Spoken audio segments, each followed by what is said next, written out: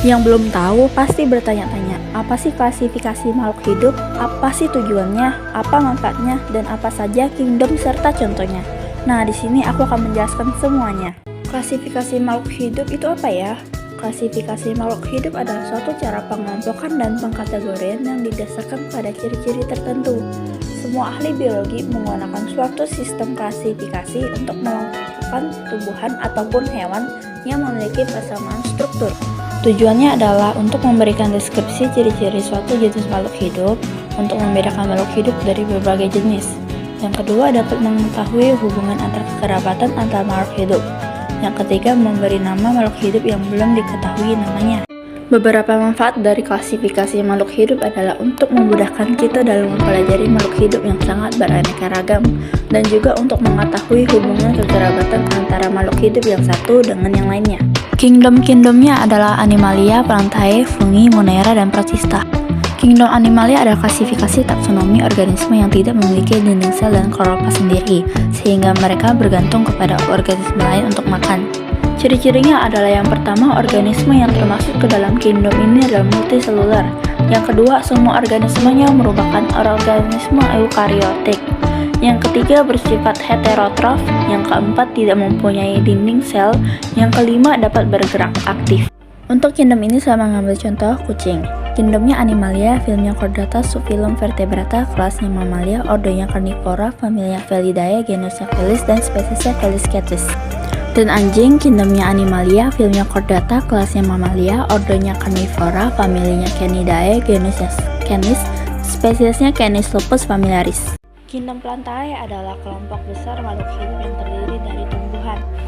Tumbuhan ialah salah satu organisme eukariotik multiselular dengan dinding sel dan klorofil.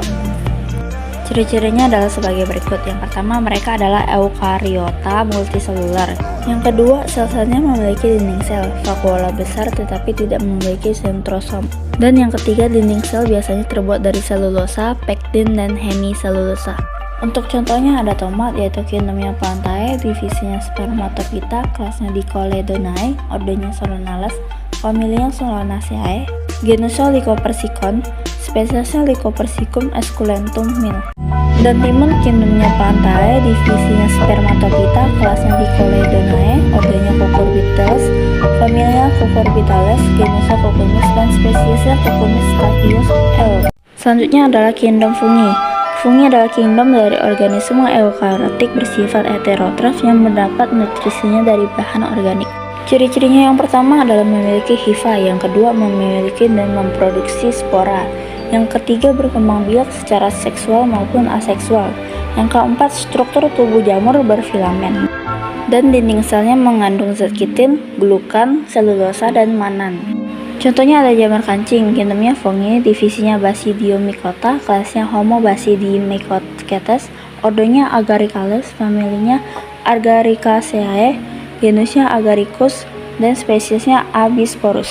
Dan jamur kompos, kingdomnya Fungi, divisinya Basidiomycota, kelasnya Agaricomycetes, ordonya Agaricales, familinya Agaricaceae, genusnya Agaricus, spesiesnya Acanthestris. Lalu ada kingdom Monera. Monera adalah organisme uniselular atau organisme yang hanya memiliki satu sel dengan struktur yang masih sangat sederhana. Kingdom Monera disebut juga kelompok makhluk hidup prokaryotik karena inti selnya belum memiliki membran inti. Ciri-ciri Monera, mereka mengandung ribosom 70S. Contoh di kingdom ini adalah Salmonella. Kingdomnya Monella, divisinya Proteobacteria, kelasnya Gamma Protebacteria, ordonya Enterobacteriales, familinya Enterobacteriaceae, genusnya Salmonella, spesiesnya Salmonella paratypia. Dan bakteri, kingdomnya Eubacteria, filmnya Proteobacteria, kelasnya Gamma Proteobacteria, ordonya Enterobacteriales, familinya Enterobacteriaceae, genusnya Escherichia, spesiesnya E. coli. Dan yang terakhir adalah kingdom Protista. Kingdom Protista yang terdiri dari satu sel atau banyak sel dan memiliki membran inti, serta bersel tunggal. Protista dapat dikelompokkan menjadi 3 bagian, yaitu menyerupai hewan, menyerupai tumbuhan, dan menyerupai jamur.